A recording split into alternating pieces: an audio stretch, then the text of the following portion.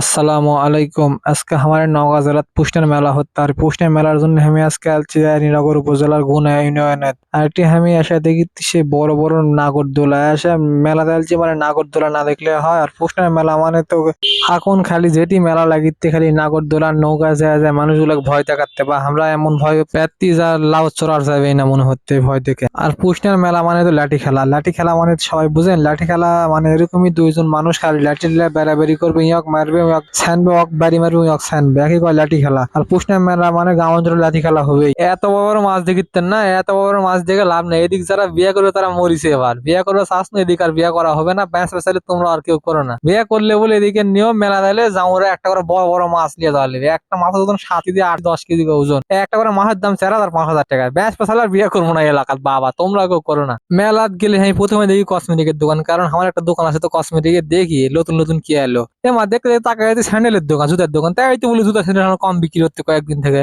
আমার সে দেখছি দাম এরা বেশি যাচ্ছে, টাকার নাকি রে। আর জুতার দোকানের পাশে দেখছি একটা পানের দোকান, সে 100-200 রকমের মশলা লিয়ে বসে আছে, সে পান বিক্রি করেছে। মামা এ মামা নাকি আগুন পানও বিক্রি করে। আর যারা আগুন পান খাওয়ার ইচ্ছা, এখনো যারা আগুন পান খায়নি, চলে আসে মেলা, তাড়াতাড়ি আগুন পানও পাওয়া যাচ্ছে মেলা। আর যারা মেলার যা চিন্তা করেছেন আমরা ব্রিটিশ মানুষ আছে কি খামোনি, তোমার জন্য প্রিয় সেই খাবার ফুচকাও আছে। এটি মামারা ফুচকা লিয়ে বসে আছে। বেটা ছাগলের আবার মন খারাপ করে না, তোমার জন্য চটপটিও আছে। চটপটি খাওয়ার পালা শেষ, এবার চলে আসছি মিষ্টি ফট্টি। মিষ্টি ফট্টি হ্যাঁ দেখতে মিষ্টির অভাব নাই। আমার নাম করে করে সবাই খাওয়া যাবেন, আর টাকা দেওয়া যাবেন, আর শহরে যাওয়ার সময় মিষ্টি লিয়ে যাবেন। যার শালার শালি আছে তারা যাওয়ার সময় চটপটি লিয়ে যাবেন, ফুচকা লিয়ে যাবেন, পেঁয়াজি লিয়ে যাবেন, আর চানাচুর লিয়ে যাবেন। আর যদি মনে করেন যাওয়ার সময় আচারও লিয়ে যাবেন আমার নাম করে করে। আচারওয়ালা ভাই আমার দিকে তাকায় আছে, করতে খাবার সাথে সাথে নাই ভিডিও করালে ব্যস্ত আছে। সবার কাছে একটাই অনুরোধ, আচারওয়ালার কাছে যে আচার খায় খায় যায়, ভিডিও আমার মতো করে করে আসে না। মেলার যাওয়ার সময় বাড়ির থেকে কম কাপড় চোপড় গাওয়ার দিয়ে বাড়াবে না, মেলার থেকে 2-1টা কিনে বাড়িতে আসবে, কারণ কাপড় আলো তো বেচা কিনা হওয়া লাগবে। খালি কাপড় চোপড় গাওয়ার দিলে হবে না, শরবত বেশিতে শীতের দিন হলে শরবত খাওয়া লাগে না করে।